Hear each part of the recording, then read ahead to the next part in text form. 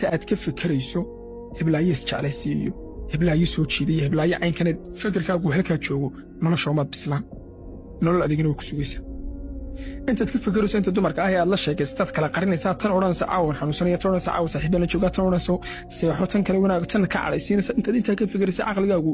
noloshaadu ay ku wareegayso heblaayo ka qar heblaayo sidan dhahda halkaa raganimadaada iyo xiliyahaaga iyo kaartadaada iyo sad wax u kala maaraynaysa ka dhex arkayso nolosha umaad bislaan mana soo dhowid weliba